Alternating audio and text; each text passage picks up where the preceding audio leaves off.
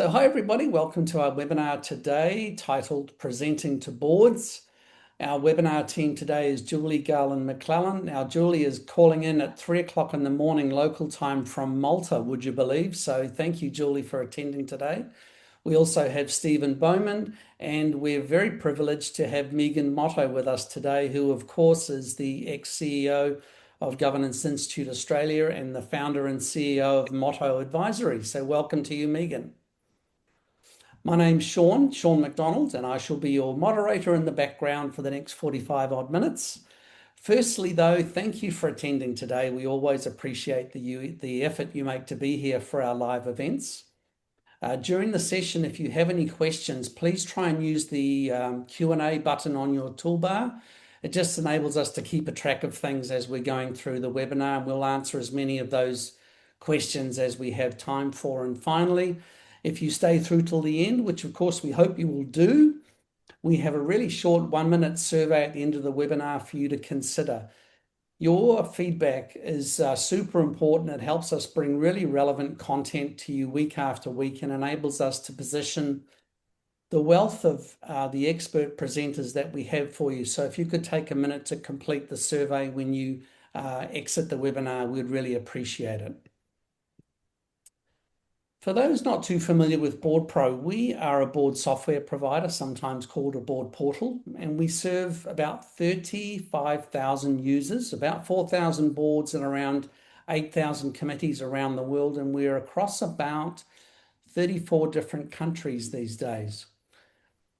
We enable organisations to prepare for and run their board meetings more effectively and efficiently with less time and deliver more impact and value for the organisation.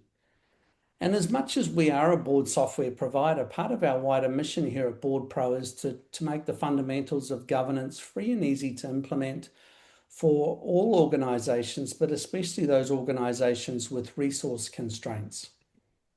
And one of the many ways we do this is by providing access to hundreds of governance templates, guides and resources, which you'll find, funnily enough, in the resources section of our website. And these webinars that we host every week are also a great way of accessing really good governance knowledge without the time commitment and costs associated with traditional in-person events.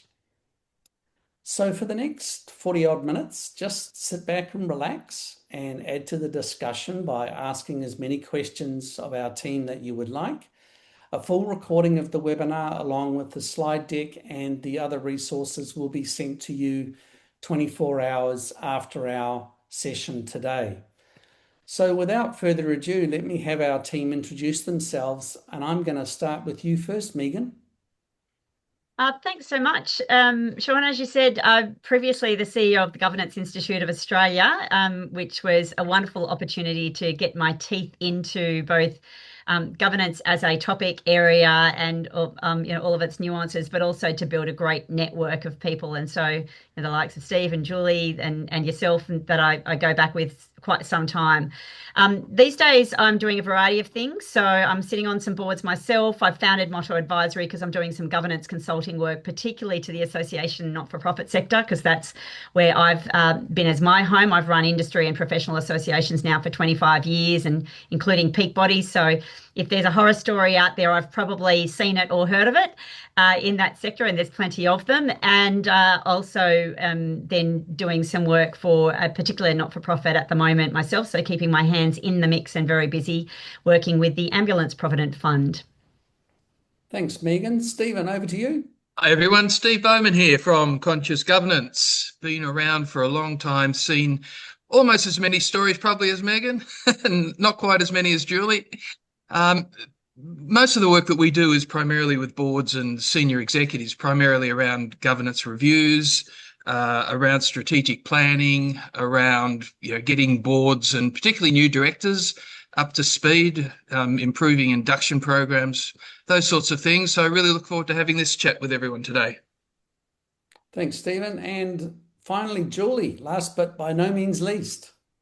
Hi, and I gather quite a few of you might know me. I'm probably best known as the person behind the Director's Dilemma, which is the world's most widely read newsletter. and everything in it is true. It's case study based, but I do change names just to protect the innocent and also the guilty, unfortunately. I've, like Steve, been doing governance consulting, working with boards, helping boards like Megan. I sit on boards myself, so I can speak from experience. And about the only two things I ever do with executives are teach them how to write better board papers and how to present in the boardroom. Hence today and hence my book. And I think you might be getting a free e-copy from Sean when he sends out the email after this. So enjoy.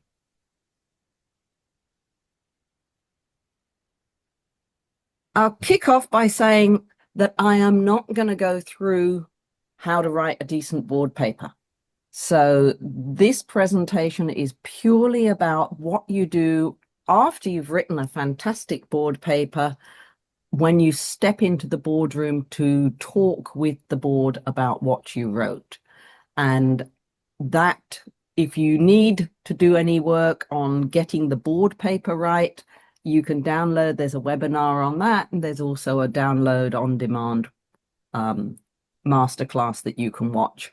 So I'm going to keep it straight away and say, when you walk through that boardroom door, you should already know what's in it for the board, because you wrote that paper and you crafted that sentence or that statement, and you know exactly why is this coming to this board at this meeting and what do you want them to do with it. Megan, Stephen, I'm sure you've both got some horror stories about people standing at the front of the room or the side of the table and not knowing quite why they'd been asked to talk, only that there was a topic and they knew lots of stuff about it. Yeah. Oh, go on, Stephen. There's only one thing worse than that, and that's you're one word ahead of the presenter on the PowerPoint slide. And so yes. I've seen this, and it's not just in small organizations. I've seen this in billion-dollar organizations where we've sat in and been part of board meetings. And so rather than accessing the wisdom of the presenter, they're accessing the wordsmithing of the person who wrote it. Megan. Yeah, I've seen a few of those myself, Stephen. Also, Julie, I have to say, unfortunately, I've seen situations whereby a presenter for a paper hasn't been briefed really well that they will be attending and presenting the paper. Oftentimes last minute, oh, can you ring downstairs and get Joe? He wrote this paper. Can you get him to come up and present? So, being prepared and asking the question in advance, would you like me to come and present this paper, or at least be ready to, just in case, I think is a really good habit for executives that are preparing those papers. And it really goes to, like anything, writing, just in the way, we're not going to cover writing board papers, but writing a good board paper starts before you start writing. And the same thing, good presentation skills happen, the preparation for that happens before you go in the room, not once you're in the room. So having a few moments to calm yourself, think deeply about your audience, not just as a collective, but the individual personalities, what they're like, what do you know about them, who's likely to ask which questions. All of that preparatory work, is really important to help you feel steady and calm and in control when you're presenting. Yep, absolutely. Preparation is the foundation for success. Next slide, Sean. I always like to think through what's the structure for my presentation. You sometimes see presentations and there's data slide after data slide, and I'm sitting there thinking, what's the story? Where am I going? Why are they telling me this? You should tell them why you're telling them this. That's like the first thing you should say. I love the format. I hate the cutesy name, but I absolutely love it. There are so many different ways to structure your presentation. The format is very much like the what, so what, now what next format. I would add to that for the board, what else, what could go wrong? What's the discrepant data? You can do the starting with the big picture and narrowing in. You can do the starting with us and looking out and expanding to the world. But you need to have a logical structure and framework to what you intend to say. Remember, your presentation is going to be tiny and short and fast, so they get to the discussion. So really think hard about your structure. Megan, what's your favorite structure? Look, I think you're absolutely right. Covering off all of those basics, I said about knowing your audience before you walk in, and that is really deeply thinking about what is the role of a director and how do you present so that you're assisting them in fulfilling that role. And probably the biggest mistake that I see executives make and CEOs as well, and that is that they walk in and present to the board, and their intention, whether or not it's unconscious or conscious, their intention is to tell the board how busy they've been, how smart they are, and how much they've done. And, how much research I've done on this topic. And so it's really important that you're thinking through the lens of a director, which is asking those questions about what do I need in order for me to come to a decision on this matter or to move the dial forward in some way, and stick only to those things. It is not the time to do your performance review, 360 reviews, show everyone how smart you are in the room. So it's really, really important to think about the purpose of your audience. And the other thing I'd say is the biggest issue I find with executives is because they don't understand that the fundamental role of the board is to keep you accountable and ask questions to dig for any holes and to really ask those probing questions. Very easy for executive to get very defensive about the work that they've done. I'm working in this business all day, every day. I know this topic back to front.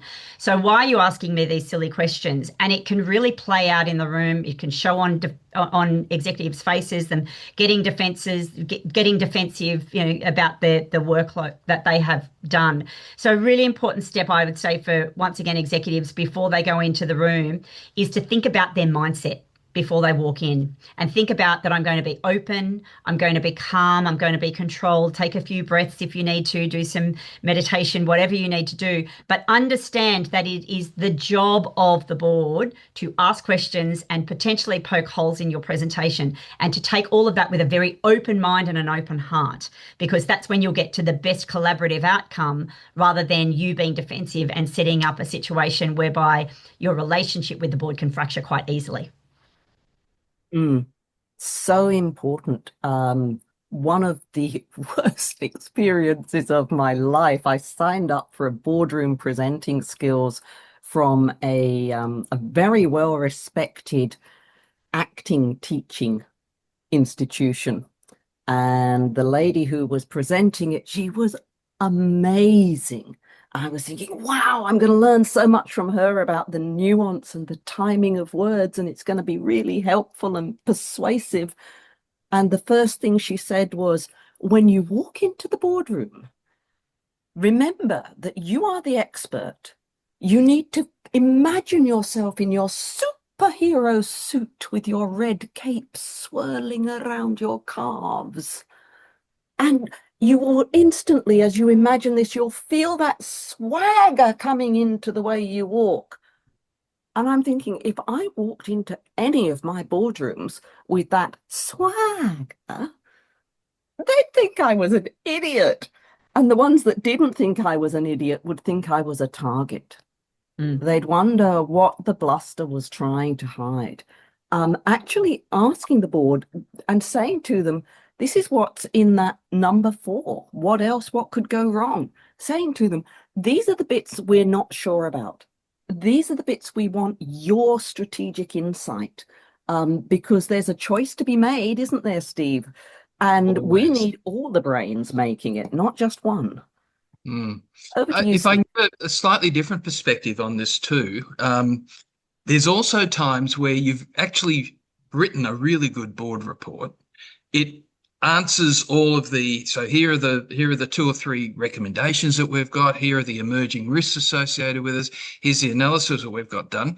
And I've often find when I go into a board meeting and I'm supposedly presenting that report, I say to them, okay, you've all read the report. What questions have you got for me? And then I just keep quiet. And the conversation that can come out of that, but it relies on having the board report that actually gives them the space to ask questions that are not performative questions. They're not questions of content. They're questions of insight. They're questions of exploration. And so, everyone who's listening to this, I would recommend judiciously trying that technique where it becomes a conversation of exploration rather than a testing of knowledge. Julie. I know, Stephen. I had that same experience. I walked into a boardroom once as a new executive, and I'd written a fairly comprehensive paper, and they were used to the CEO prior to me doing a kind of long rambling presentation to the board. And I simply sat down and said, well, I take the paper as read, really interested in your thoughts and any questions. And they actually took a couple of moments to compose themselves because they were so shocked by that situation. And it just goes to show, once again, I know, Julie, you're going to speak about this, about keeping your presentation material short. One of the reasons that you want to really streamline your presentation material is so that the content is not so overwhelming that you don't have time to listen. Because remember, presenting to the board is as much about listening. And when I say listening, I mean listening with your ears and listening with your eyes, having that emotional intelligence with you in the room. Is a board member squirming? Do you need to go over a particular point? Is there eye rolling happening? Directors are people too, and they can often have not the clearest of poker faces. So it's a really important time for you to be settled and have the space and not be crowded with content so much that you don't have time to listen. One of my favourite examples there, Megan, was I was in a board meeting and one of the directors who was seated opposite me was starting to, in my view, look angry. And so I'm relatively fearless. So I said to her, oh, you're looking angry. What's going on?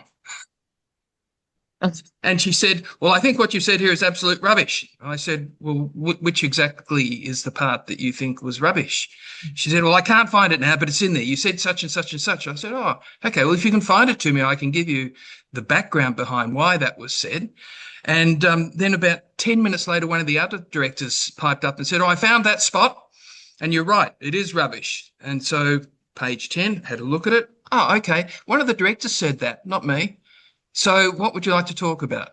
And that's where you don't get, as a presenter, you don't get hooked into people liking or not liking. You understand, you name the behaviour if that's appropriate, ask for what exactly they would like to discuss about it, and then it takes a different course as a conversation. Julie. Yeah, you can't solve a problem that you don't understand. I've done the same, Steve. I've said, I've looked at a particular director and said, you're looking uncomfortable. What's going on in your mind? Like, look, talk to me about what's going on in your mind. I can't help solve the problem if the director is looking uncomfortable, but then doesn't say why they're uncomfortable. You've got to get those conversations on the table.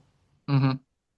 I'm here helping you to present to boards, but other times I'm helping the board to question the presenter. And I often show them the one clean with no swear words bit of Pulp Fiction where Mr. Wolf says, I'm not here to play nice. I'm here to get the job done. So if it helps, please, pretty please with sprinkles on, clean that car. Because that's what your board is like.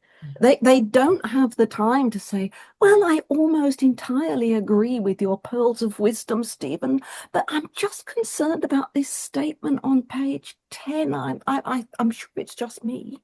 They'll cut to the chase. They'll go, what's this on page 10? And you've got to be ready for it. Oh, Steve. Sean's giving us a quick nudge. He says, you've been on that slide for too long. So this is the slide that Megan was jumping ahead to, because of course we practice being professionals. You should practice too.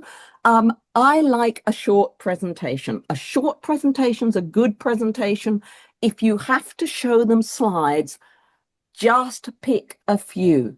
The title slide, don't waste the title slide by telling them your name and your job title. They already know that. make sure your title slide tells them why this is coming to them and what you want them to do with it. Maybe put your name and your job title in a smaller font down in the corner. Then you go into the key data, and I wouldn't have more than 3 slides here. Pick the most important, exciting charts. Make sure that they can be read on the screen. Make sure that they the colors are visible, all of that good stuff. And then when you've given them the data, again, go back to this is what I want. And really importantly, I love it when the final slide says, this is where we want your strategic insight. This is what we would like from you. WIFM, what's in it for me? Yes, everybody's favorite radio station, WFII-FM, WIFM. And the other thing is you're not there to present. They've already read. If they are good directors, they will have hit Google or tickled Claude to find out more about what it is you're talking about. They're not there to get educated. They're there to make decisions and to get assurance. So your job is to help them have the conversations that will do that. I'm a great believer in silence. Having done a lot of martial arts, and the Japanese are masters of silence. They will walk to the front of the boardroom table and say, Africa's underperforming. And then they'll just stand there. And they're quite comfortable with all of the directors looking very uncomfortable because Africa's underperforming. That's a bad situation. But the presenter just stands there silently, letting it land and percolate. Don't feel that you have to fill every tiny moment. It's hard for me because I'm a raging extrovert. It's much easier for the introverts to stand there silently and let the board get their heads around it. Active listening.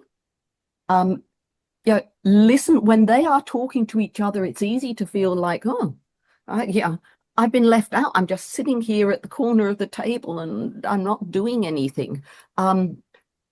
Lean in or lean out to give them room to discuss. It's a lovely thing when you say, so now I would like you to give these strategic insights and tell me what it is you see in the community.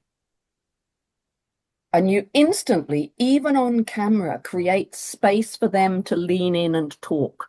So leaning out is actually much more useful for getting them to talk than leaning in.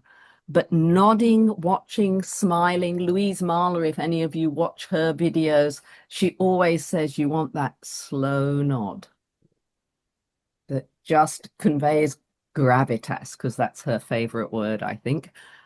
The jury's out on the head tilt. I kind of like a head tilt, which I see as encouraging. It'll normally be accompanied by a big wide eyes and a bit of a smile. Some people see head tilts as aggressive or skeptical. Some people see head tilts as a sign of weakness. So this is where you need to know yourself, what works for you and your board. But always think about open body language. If you say, right, okay, guys, over to you, and you cross your arms, they're like, yeah, it might be over to us. We'll just sit here and nod. That's a danger sign. That's telling us not to talk. Again, hands behind your back. All of these things that you might do because you're nervous, you don't do when you're talking to your friends and your family. Try to keep that same open body language.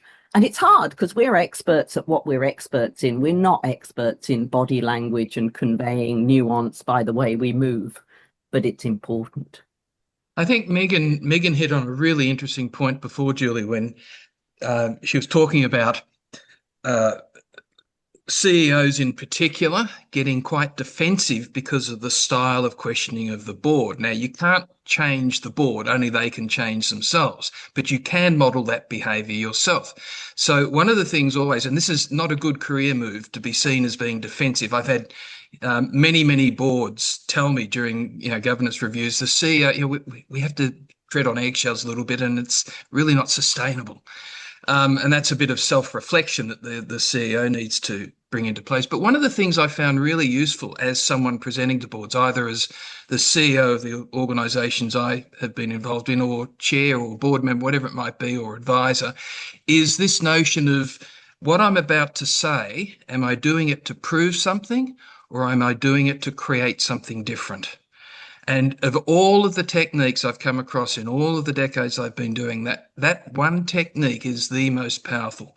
So before you open your mouth, particularly if someone's coming at you, say to yourself, what I'm about to say, am I doing it to prove them wrong? I'm right. I'm wrong. They're right. Something's wrong. Something's right. Yeah, that proving is very powerful, but not creative. So am I doing this to prove, or am I doing it to create? And if you come from that space of creation, you'll be absolutely stunned what comes out of your mouth. Just a couple of points from me. I love that model, Stephen. I will write that down and take that away myself. In my teaching for executives, I've done a lot of coaching of executives in exactly these things over the years. Just a couple of things. The first is back on the previous slide, and Julie's absolutely spot on. You want your PowerPoint presentation to be short, brief, to the point, all of those things that she talked about, but it can also not be there. Just because you're asked to present to a board does not mean that you have to have a PowerPoint presentation and speak to it.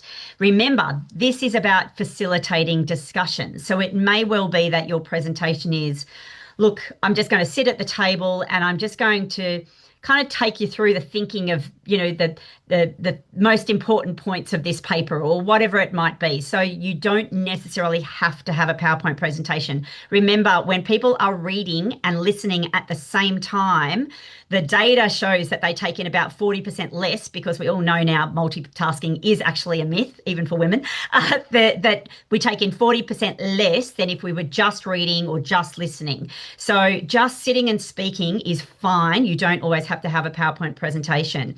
The other thing that we talked about when we did our pre-briefing was, do you stand up in front of the room? Do you sit down?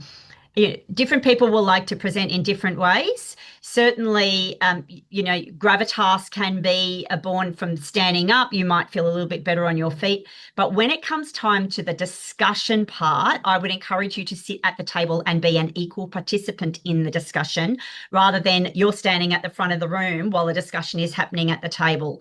It's really important that the mechanics of the room suit the environment that you're trying to create. And if you're trying to create a collaborative environment where you're one amongst equals and all discussing this issue, then sitting at the table with the board is a really good way to do that.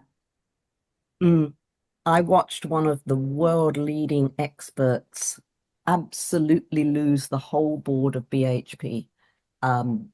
He stood right at the front of the table, very powerful, very imposing, towering over Brian Loughton, which immediately was the wrong thing to do in BHP under Brian Loughton. And then he walked to the whiteboard, uncapped a pen, put the point of the pen to the whiteboard, turned to the board, and the first words he said to them were, "So." And you could just feel the temperature drop. Oh my goodness, what a disaster. So really think about, what do I want to create here? I love that word, create. And what's the best way of facilitating that creation? Really think through who's in the room, what do they like, how does it work? And people will sometimes, again, the presentation skills presenters, they'll tell you something like, tell them what you're going to tell them, then tell them what you told them. No, don't. Because you'll tell them what you're going to tell them and they'll think you've finished your presentation and they'll start talking. Or they'll be irritated because they can't start talking because you are. So don't use these long it's not the place to break the ice by telling a joke or talking about the weather. A funny thing happened as I was walking into the boardroom this morning. Oh gosh, they haven't got time. Board meeting time is precious. And it takes less than a second to glance around the room, give a bit of a smile or at least a friendly expression if you're not a smiley person. Take a good breath, because there's nothing worse than a presenter who's out of breath. Take a good deep breath, greet them, say good morning or good afternoon, or if it's an informal board, hi. And unless you're the CEO and you present to the board 3 or 4 times at every meeting, thank you for letting me be here, or thank you for the opportunity to talk about this with you.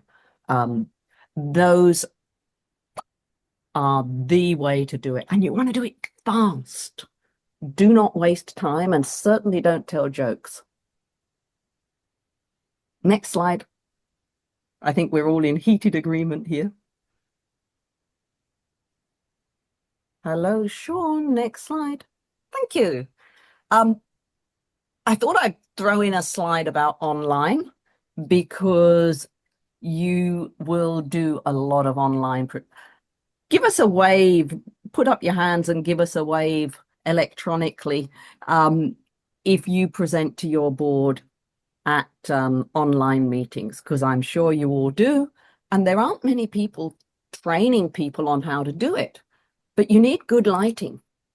If you look at Steve and Megan, you can see that they're both well lit. They're both right in the middle of the screen, or they've got their heads in the top third. Yep, watch out for the overhead light if you are challenged with the hair. Megan and I have no such issues. Look at the camera. Don't look at yourself or look at them. Look straight into, and most cameras will actually have a light that helps you to look, so that when you look at the camera, your eyes are coming straight out of the screen at them. So they think you're looking at them. Whereas when I look at Steve, I'm actually not looking at you. And Steve thinks I'm not looking at him either. So look at the camera and keep an eye on the chat. If you're new to the organization and you don't know the board, Craig, then the best thing to do is ask someone who does. And usually the best person to ask is the company secretary, because they spend a lot of time in that room watching that board and trying to think about what are they doing, how are they doing it. So they're a good person to ask. The CEO is an excellent person to ask. If you get access, the chair, anyone who's ever presented to them, just make sure that when you walk into that room, you know, oh, the lady with the blonde hair, she's the expert on sewage. The gentleman with the dark hair and the beard, he's the expert on finance. And there's another financial expert in the room too, but she's an expert on structured project finance, not general finance. So know these things, because they will prepare you for where the questions are coming from. And when you're facilitating that discussion, if you're ending with, so we'd really like your insights on how we're going to pay for this, look at the 2 finance experts, or if you're online, look straight into the camera and they will feel looked at. It's hugely useful advice, isn't it? Absolutely. And a great hint on this one is when you're presenting on screen to hide yourself. So hide your own image, which you can normally do depending on your platform, clicking on the 3 dots, etc. We actually look for feedback on how well we're doing naturally as human beings. We are egocentric, and no matter who you are as a human being, we often look for feedback, and the most instantaneous feedback that you can get is looking at yourself. And so it's very easy to be distracted by yourself and say, your inner thought process is, oh, gee whiz, my shirt's out of place or whatever. You cannot be distracted by those things. So turn your own screen off is a really good hint. Yeah, very important. And also watch out for things like, what am I wearing? went into an online meeting and I was wearing an off-the-shoulder dress. And I looked, before I switched my camera off, I looked and I was like, oh my gosh, I look like I'm naked. I've got to put a jacket on. Little things, because you want them concentrating on the topic and their discussion, not on you. Yeah. Next slide, I think. My favourite slide, this one. Love it. Oh, don't. Oh, we've all seen it. And don't you just cringe when you see somebody who's being paid good money to stand on a stage at a conference and they say, no, you probably can't read this. It's like, well, why are you wasting my time by showing it then? Every single word and sentence on this slide is good, useful information, but it's wasted. And these are the sorts of slides that encourage presenters to turn their back on the board and read and say, well, essential presentation skills are essential for senior executives. No, don't do it. 3 or 4 dot points would be much better. Next slide. We've had enough of that one. Ooh, makes me feel ill. The other thing is, don't get put off by body language. I've got a naturally very expressive face. You can tell what I'm thinking. Strangely enough, it helps in negotiations because it builds trust. And sometimes it helps in the boardroom because the chair will say, Julie, I can see you want to say something, or I can see you're concerned about something. And that's actually quite a good thing. But most people have not learned what you just learned about how to have an effective presentation on screen. If you look at this, only 2 of the people are actually correctly positioned. The number of people I see, and they think it's perfectly okay to have the camera off to one side, and you're looking at the side of their face. It's as if they're not talking to you. And the number of people who have, am I allowed to say resting bitch face? And unfortunately, here's a picture of mine. One of my friends took this when we were, and I'm clearly not engaged in the discussion. Clearly switched off. I've got my hand over my mouth, so I can't possibly join in. That's very unusual for me. And I'm just slumped there. I was quite likely thinking about something that somebody had said and making sure I understood it, or thinking about an implication. But the general body language signals I'd be giving people, if you have a set and you've said, I'm going to show you this and I'll take questions at the end because you're the sort of person who gets distracted by questions mid-flow, then if you see this sort of body language, don't get put off. I have no idea why the gentleman at the bottom of that screen thinks it's okay for us to look up his nose, or what this particular posture means in terms of boardroom body language. Don't get flustered, don't get put off.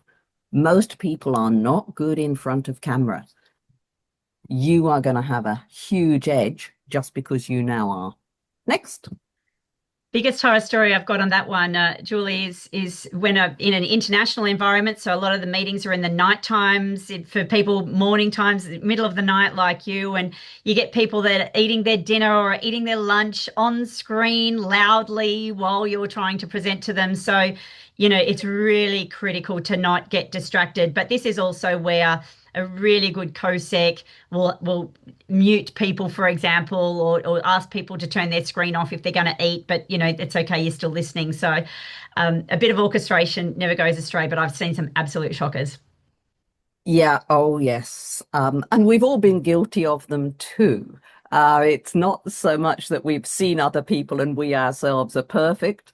I once I'd switched my camera off. I was doing an observation and they'd forgotten I was there and I hadn't switched my microphone off and I sneezed.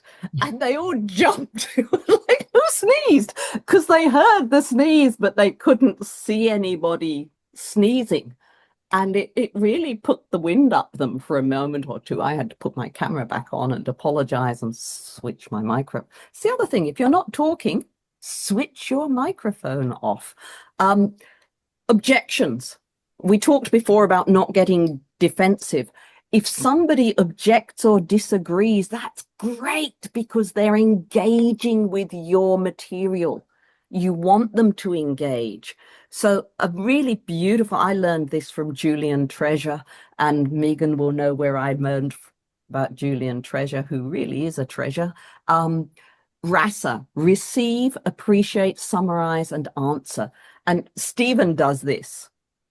You actually notice, if you will notice now because you'll watch, but when you say something to Stephen, he goes, or yeah, he makes a little noise or sometimes does a little head movement to let you know that he's heard it. And he will very often start by saying, that's a good point, thank you, or can I just confirm that I've understood it? And then he'll devastate you with an absolutely fantastic answer. It's a great model because the receiving and the appreciating, and then the making sure that you're clear before you answer. One, it builds a lot of time for you to think about your answer and get it straight. And two, it makes the person feel heard.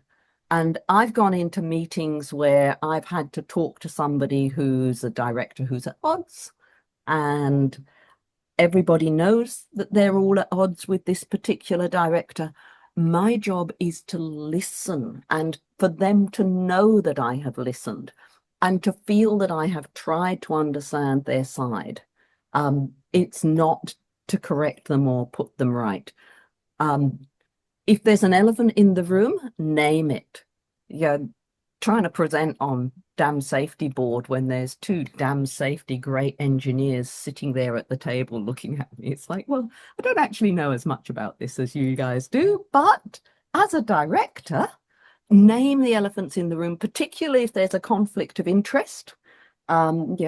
We all know this person's related to this particular institution, and so there is a tie of duty there for us to think about.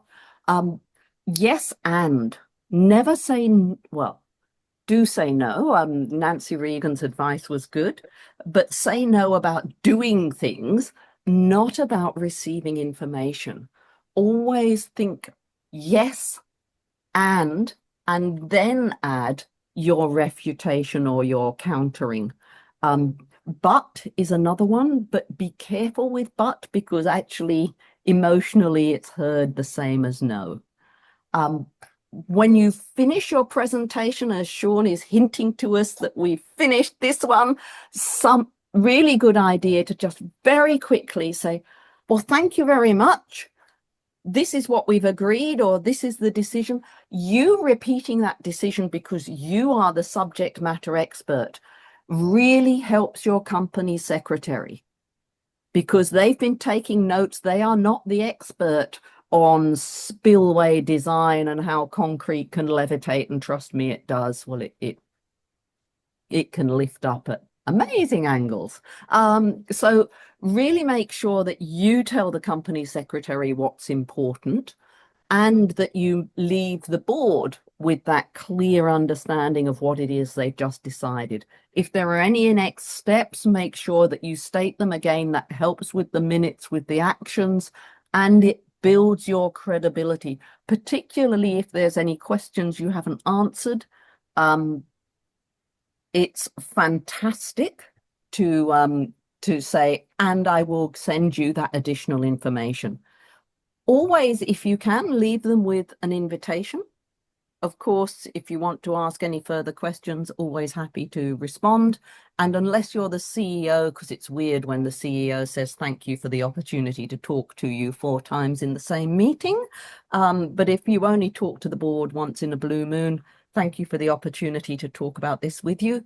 Never does any harm. And yes, Howard, that is a great book. I also love Michelle Bowden's How to Present and How to Persuade. And at nearly 4 in the morning, How to Talk would be a good one for me. Maybe I'll get Michelle to write one of those next. Over to you guys for questions.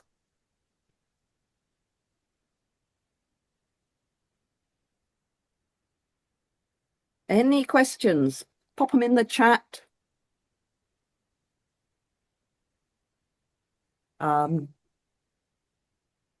Okay. I think we are No done. questions, Megan. Stephen, you have a question?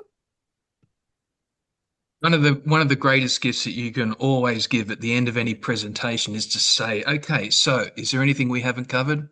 Is there anything that's emerging from this that you think would be worthy for us to go away and look at again? So you actually leave them in a curiosity mode rather than thank God that's finished. Oh, brilliant. I like it. I'm going to steal and use that one. We've got a question from somebody who's a participant. As a COSEC, how do we coach our CEO not to say taken as read and then rehash the whole thing? Just say that to him or her. Every time you say, I'll take the paper as read, and then you summarize or rehash, or even worse, read the paper, you are training your board not to read their papers. Don't train your board not to read their papers. They will wind up in court like James Hardy or Centro, and they will look stupid and they won't thank you for it. Governance and operational, again, the more you give them detail, the more operational they're going to get. If you only give them the top line strategic stuff, they will naturally work up at the governance level. Structure your presentation so that you haven't given them any excuses to get into the weeds. Just give them sunflowers. They're nice and tall. I saw them all growing in the fields yesterday. They're bigger than me. Sean, you're nudging us. Thank you. We're at time. Always like to keep Thank you, Janine. Glad you enjoyed it. Thanks, Jonathan. And of course, thanks, Megan, and thanks, Stephen. Couldn't have done it without you guys helping me, keeping me awake. Thanks. No, Thanks, I don't Paul. need keeping awake. Well, 3 o'clock in the morning. Board It's 4 papers o'clock for in the morning noting now. only. Again, explain to the board why they're noting it, but put that in the paper. If it's for noting only, don't let them discuss. Have a look at the consent agenda stuff. Just Google consent agenda in the resources area of Sean's website, of the Board Pro website, and keep your noting stuff for noting. Don't let them discuss and ask questions. That's when they get operational, isn't it, guys? Thanks, Julie. So everybody, you'll receive an email from me tomorrow. It'll include a recording of today's webinar, the transcript, and also the presentation slides for you to take home with you. They'll also be hosted in the webinar library on our website within the next 48 hours. And of course, if you're considering board management software for your organization, then we'd love to hear from you, of course. Better still, why not try our free 30-day trial? It's really simple and straightforward, and you don't need any credit cards to get started. Let us know on the survey if you'd like to contact you on this as well. So thanks for your attendance, everybody. I hope you enjoyed the session today. I know I did. A special thanks to Julie for being up so early in the morning at 4 o'clock in the morning in Malta. Thank you, Stephen, and very nice to have you with us again, Megan. Thank you very much. I look forward to seeing you all at our next webinar, everybody. Have a great day.